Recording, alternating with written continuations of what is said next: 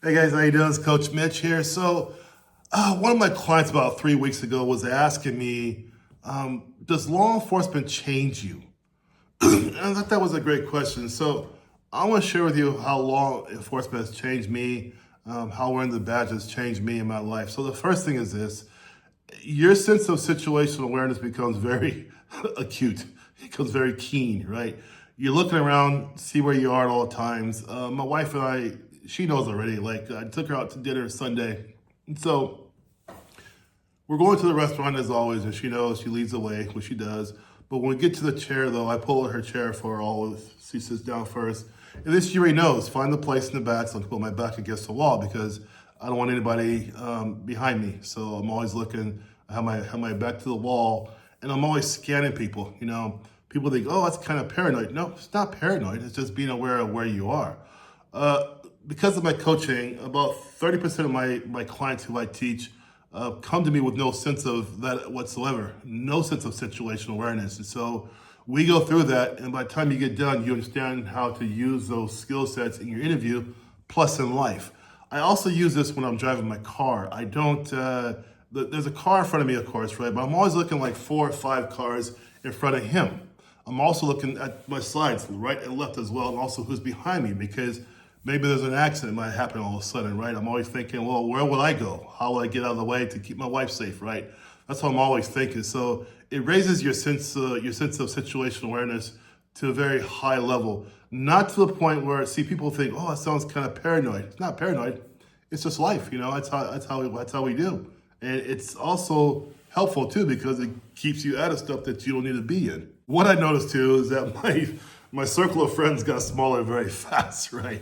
Because you're law enforcement, not everybody wants to be around you because of your occupation. I get that, that's fine, but my friends tend to be people who were in EMS, firefighters, other law enforcement officers, and that's kind of how it was. There's even certain, when you try to find a woman to date, have a girlfriend, or even get married, a certain type won't even touch you or talk to you because you wear the badge, So that's just how it is, right? So you even have that too, People will come around you, or people won't come around you. Depends on how they feel about your occupation, of course, right? What really got me and surprised me, I realized my sense of duty really it deepened, and by that I mean, for me now, I'm talking for myself, okay, but I really want to serve my community. I really want to be out there helping them and doing what I could, I would do foot patrols a lot in my community just to be out there with people, and I cannot tell you how many times I shot the basketball with kids, and stuff like that because I enjoyed it. And I also knew that it was beneficial to get out of your car sometimes and really engage with the community. So that's what I did because, you are serving them. If you don't understand that, then I can't help you there. But when you wear the badge, if you can get out of the car and work with your community, that's always the best way to do it. So it really sharpened my sense of serving my community because I did wear the badge. It was an honor for me to do that. Probably one of the hardest ones is you carry stories with you that you never ever forget, right? You understand too the fragility of life, how fast it can go in the blink of an eye, and you can't get that back. Once your life is gone, it's gone. And so you see people who do some silly things, who just do things that are accidents, who do things with malice and intent. And sometimes people are gone because of that. They do bad things, and people suffer for that because they've done bad things to others. And you see how fragile life is. I learned that at a very young age. That's why when I see people today, these young guys going real fast on the freeway, 95 miles an hour, 100 miles an hour, I know they have never seen life like that. They've never seen or experienced those kind of things, because if they did, they would be going a lot slower and be a lot smarter with their speed. But at that age, though, you think you're invincible. That's why they drive the way they do. And that's why they have such a high mortality rate as well, because it all goes together. But there are things you're never going to forget. There's things in my brain I'll never forget ever. They're burned in there, and that's how it is. But not always bad either.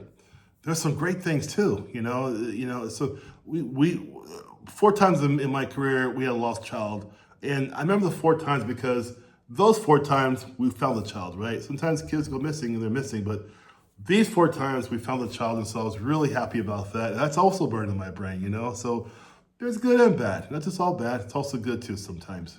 To some people, the badge can be a burden, but it's not a burden. If you understand the honor wearing the badge, right? It's about having that strength to be in control of yourself because you get tested every day because you wear the badge. People want to push you sometimes with, against your authority, right?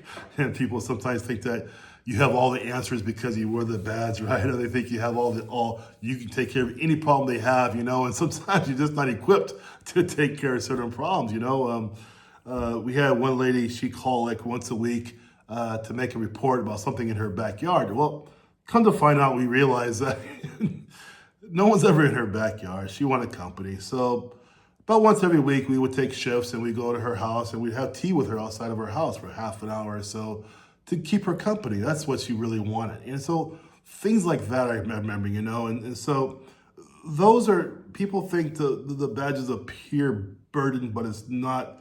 The badge is about having self-control, be aware of who you are and what you do and be humble.